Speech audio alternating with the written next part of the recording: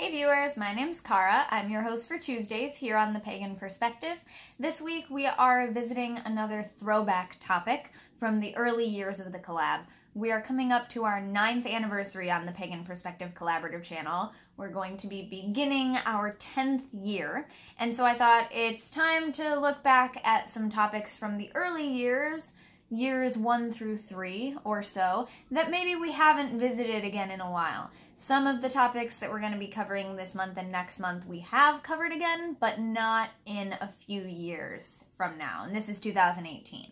So the topic that we are covering today is the concept, or this week that I am covering today, is the concept of how we go from purely studying our path or our practice, how we go from studying our path to actually practicing it or living it day to day. So the terminology may vary there, but we're talking about how do we go from just studying something, what does that mean, to actually practicing it. What is the difference? And, once we've done our studying and we've learned all the basics, what is the step that we take that actually brings us into practicing it, not just studying?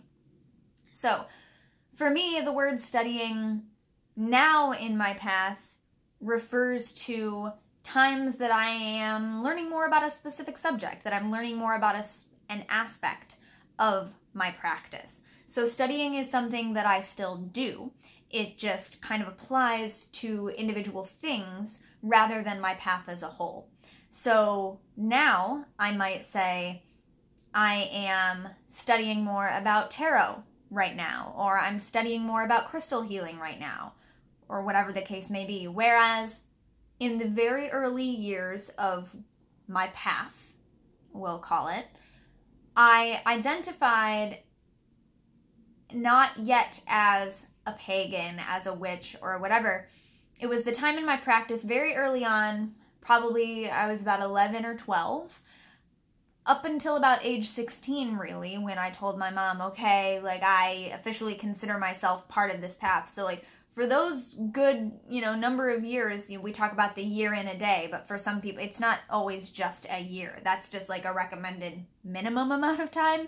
But for me, it was multiple years where I identified as I'm studying paganism, I'm studying witchcraft, I'm studying magic, because I didn't feel that I knew enough about it yet and had enough experience in it yet to identify as a core member, as an actual insider member of those groups. So for me, when I was at that age, in those early years, talking about I'm studying paganism, what that meant for me was that I was reading books about it, I was reading websites about it, finding people's blogs and articles about it, getting different people's ideas about their different paths within paganism, learning about pagan history, learning about modern paganism, witchcraft, Wicca. What are all these different branches? What's the difference between that and Druidry? And what's Norse paganism? And all these different things, right?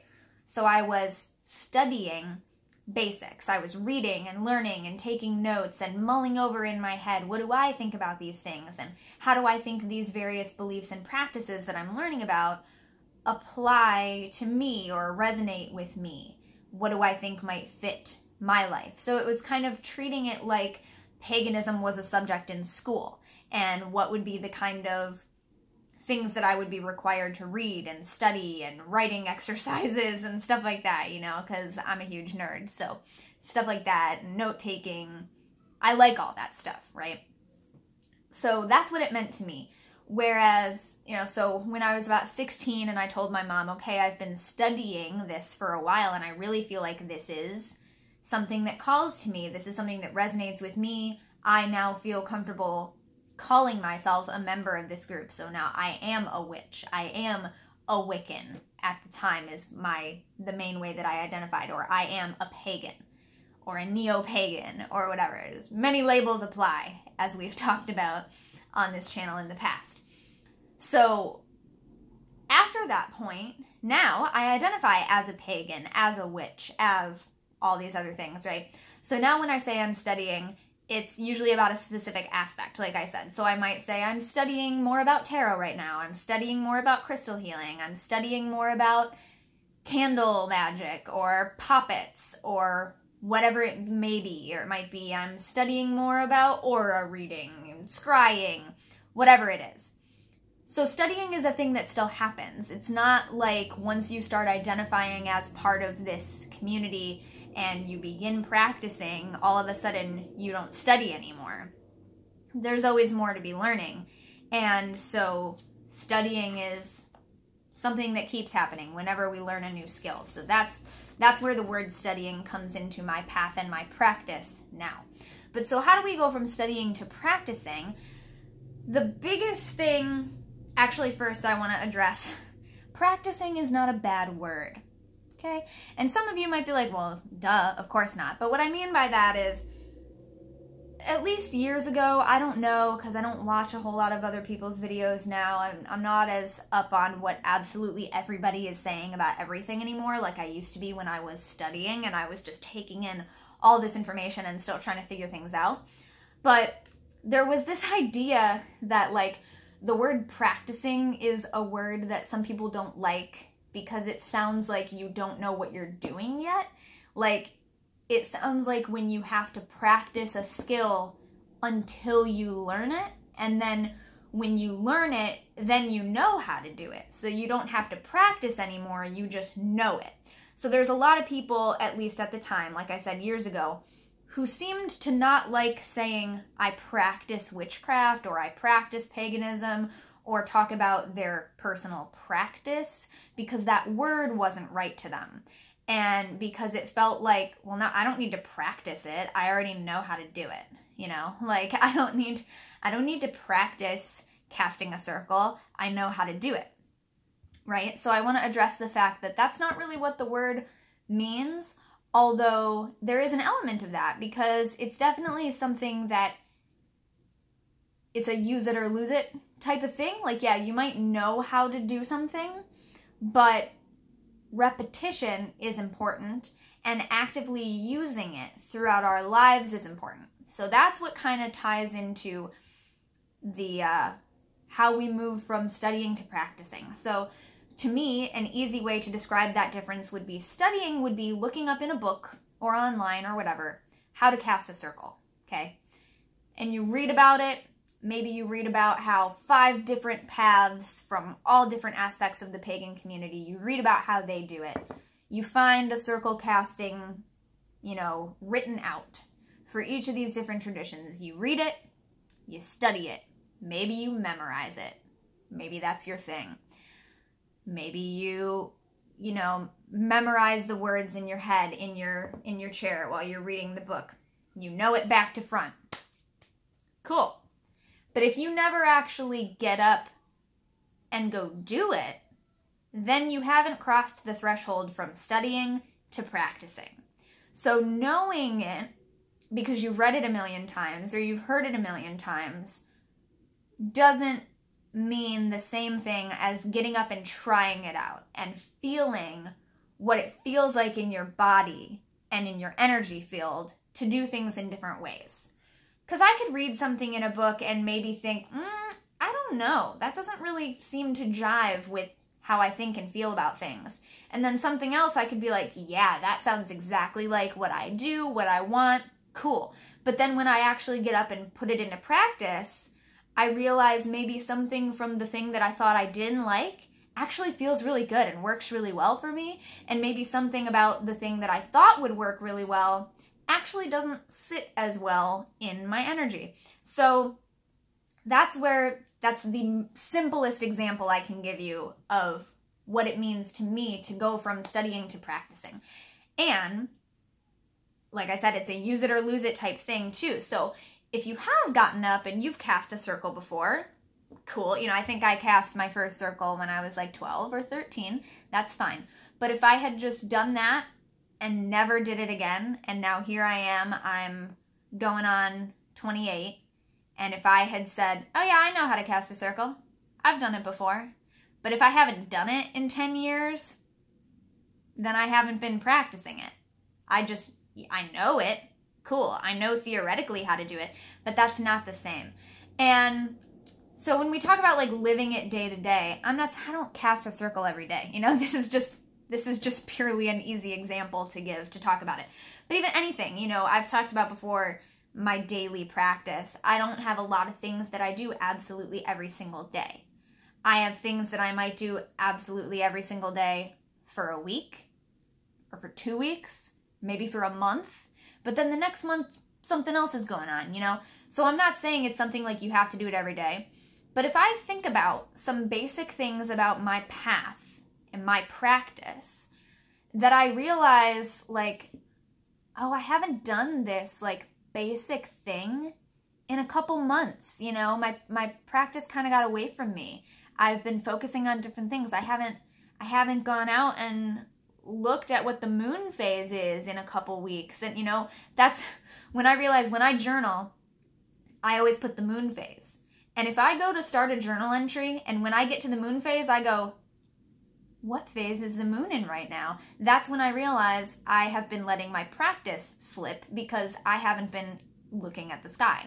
That I have no idea what the moon phase is. And it's no big deal. I look it up on my app or I go outside and I look and you get right back on the broom, so to speak. You know, so it's not like if you're not doing it every day, you're not doing it right or you're not doing it good enough or whatever. That's not what this is about.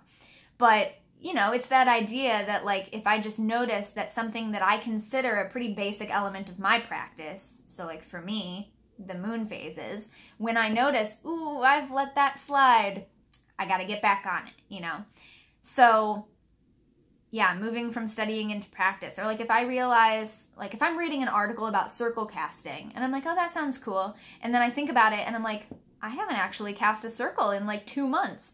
Then I might do it. If I have time, I might just cast a circle real quick just to keep practicing it, just to keep it in my energy field, you know, my muscle memory, my energy memory, if you will. So it's something that we keep doing. So that's why I do like the word practice. And I like the word practice because I used to say this a lot. I used to say it's called a practice, not a mastery, because our goal in day-to-day practice and living this as a whole, it's a whole lifestyle, right? Our goal is not to master these things and then boom, we're a master, we know it all, we never have to do it again. These are things that we are constantly and consistently doing if it's really a part of our everyday life and everyday practice, you know. If I learned a lot about the magical correspondences and meanings and uses of herbs when I was younger, and my mom owned a gift shop and we sold herbs and oils and incenses and we would make and sell all these things, right? I could tell you all the magical uses and meanings of this stuff, boom, right away. So it's still back in my memory banks somewhere, but because of how human beings' minds work, if I'm not using that information constantly, I forget it. So years down the line, I'm thinking like, oh, what's that kind of obscure herb that we used to use? And I'm like, I don't really remember what it's for. I have to look it back up. And that's why we have like books of shadows and grimoires, because we don't have to memorize everything. If you're the kind of person who wants to memorize everything, that's fine. I have some things memorized, but there are things like, you know, the ways that I use chamomile and mint and lavender, like the things that I grow in my pots outside my house that I'm interacting with on a daily basis when I walk by the plants and I'm harvesting them. I know those really well because I'm interacting with them every single day, as opposed to like St. John's wort that I rarely ever come into contact with or use, except that I have bags of it dried that we used to have in the gift shop that my mom would use. But I don't remember what it's for off the top of my head, but because I know it's in my book. I know that I have my notes right here. It's right here. It's literally within arm's reach that I could look it up. I just hit myself in the face. That's cool. So I know that I could look it up. So I don't have to keep it memorized, because if I need it, it's here. And the things that I do every single day are within my muscle memory, so to speak, because I do it every single day, right? So I don't cast a circle every single day, but I do it on a fairly regular basis. And if I find that I haven't done it in a while, I do it again because it's good to keep it in practice. So that's the difference to me. And that's why I don't think that practice is a bad word or that it's a weird, people use it as like, like what a doctor has a private practice, that's a phrase that we use in the American English language. And it doesn't mean that doctor doesn't have a doctorate and doesn't know what they're doing and doesn't have a medical degree and years of experience. So it doesn't mean that we're practicing because we don't know how to use it, It's not really like riding a bike where you just never forget. It somewhat is because it's there. As soon as you pick it up again, it's like natural. You don't have to relearn it every time necessarily. But there's a little learning curve, It's like when I haven't done yoga in a while, I still know how to do yoga. I still know how to breathe. I still know what the poses are. I still know what they're called. But my body has kind of forgotten what it feels like. And so if I haven't done yoga in a while, the next day I'm really sore again. Which, in the periods of time that I'm doing yoga regularly every day for a while, my body builds up that muscle memory, literal muscle memory this time, and I'm not as sore day to day when I'm doing it. It's only when I haven't done it for a while that there's a little learning curve getting back at it. So I hope all of those metaphors and examples make sense to you. So that's how I would say we go from studying to practicing to living it day to day. I mean, practicing is kind of the same as living it day to day, but I just want to stress that living it day to day doesn't mean doing the thing every single day. It just means making it a part of your life forever, and that it's not something you just learned once and then never did again. It's something ongoing. And for me, it's also like, okay, we can study what the basic beliefs of different paths are, and we can put some things into practice that are practice things. But if it's just like a belief, then living it day to day means like the beliefs that I hold are part of my overall worldview. It's not just something that I only think about and that only applies when I'm in ritual circle at a full moon or something, It's every single day. It's throughout every part of my life. So even if I haven't looked at the moon in a couple weeks, and even if I haven't cast a circle in a couple months, my beliefs that identify me with who I am as a witch and as a pagan and all of these things are beliefs that I hold every single day, no matter what I'm doing. Whether I'm at the grocery store, or I'm at a concert, or I'm at a family reunion, or I'm hanging out at a friend's house, or I'm walking in the woods. Wherever I am, whatever I'm doing, those things are core to who I am and my personality and what I believe. So it's a whole worldview and it's a whole lifestyle.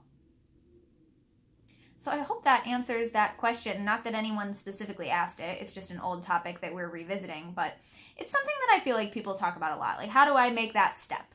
So if you've been reading about something and you've been reading it to death, you've done a lot of the learning, take some time to actually practice it. And, just do it. Just do it a couple times, do it a couple more times, do it until you know it so well that you feel like you would never have to do it again because you know it that well, you never have to do it again, and then do it again. That's my advice. I'll see you next week. Thanks so much for watching. Until next time, don't forget to be awesome, blessed be, and goodbye.